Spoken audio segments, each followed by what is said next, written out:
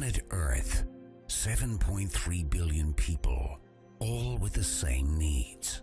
No matter who you are and where in the world you live, there is one thing we all have in common. We all need food, water, clothing, and shelter. And wherever you go, you have to pay for it. Humanity's number one common denominator is money. Money creates a sense of security. It shows us a way to accomplish our dreams, and therefore, most of us end up spending half a lifetime chasing money to pay bills, make a living, and meet our needs. Money not only helps us accomplish our dreams, it's also an instrument of destruction, and some associate it with greed, lies, and criminality.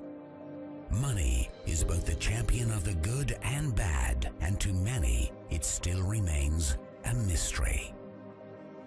It's a fact that regular currencies today are not backed up by anything but our own beliefs, and central banks globally are holding our future in their hands with a tight grip.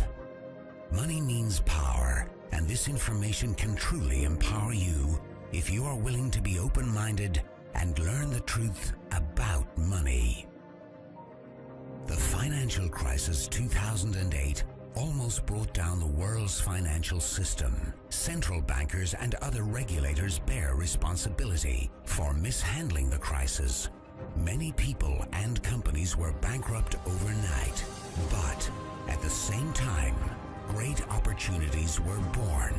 There is always two sides of a coin, and after centuries of economical challenges, we are about to discover that there are better ways. Out of the crisis 2008 grew one of the greatest financial opportunities ever, and it challenged the whole monetary system in a heartbeat. It was created and born out of years of frustration and distrust to the banking and monetary system.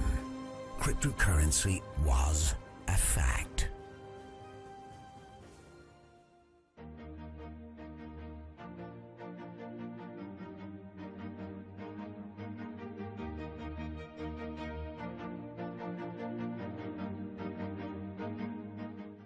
Bitcoin's blockchain was written 2008, and despite criticism by financial regulators, institutions, governments, and media, it had a tremendous increase in value. Only between 2009 and 2013, the value of a single coin went from $0.1 to over $1,100. People who had invested in Bitcoin became multimillionaires over a very short period of time, and it's probably one of the most discussed economical successes ever in financial history. One of them was a young Norwegian man who invested $26, only to forget all about it. A couple of years later, his modest investment of $26 had turned into over $850,000.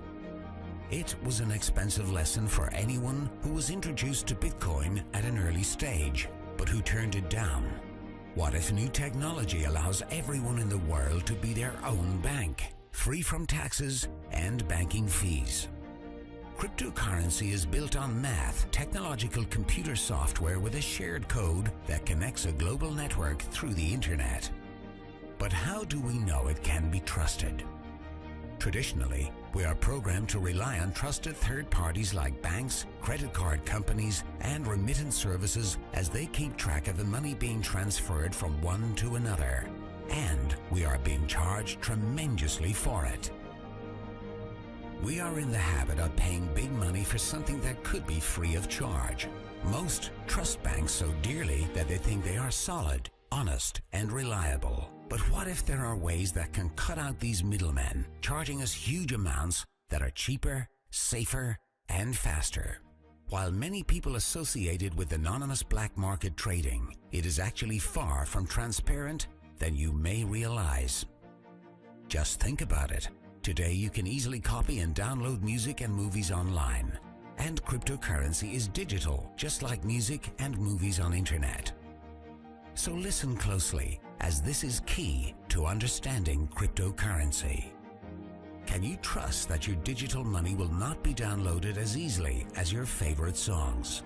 How can a digital currency retain its value and not be copied online?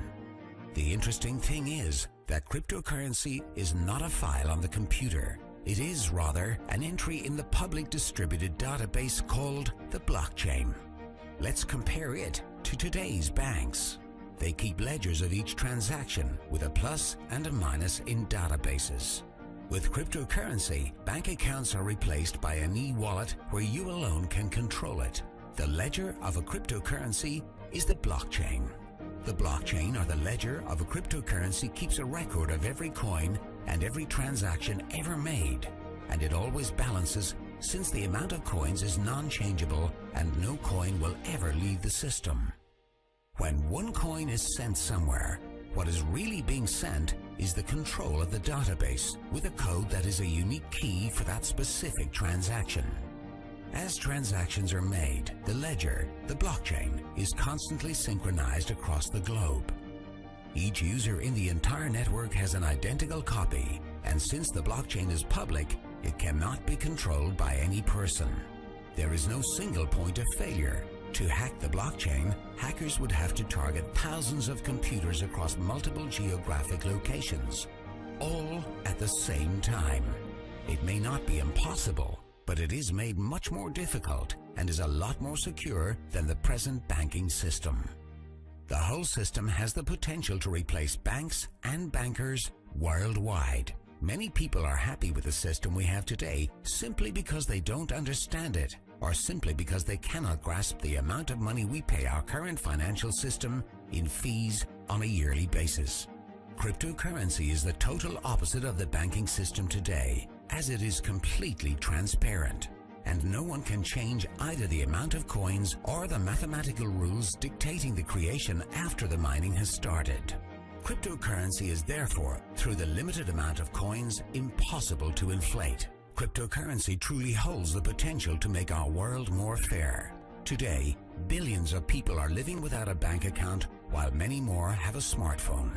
That can give you access to a global personal banking system through the technology of cryptocurrency, banking for everyone.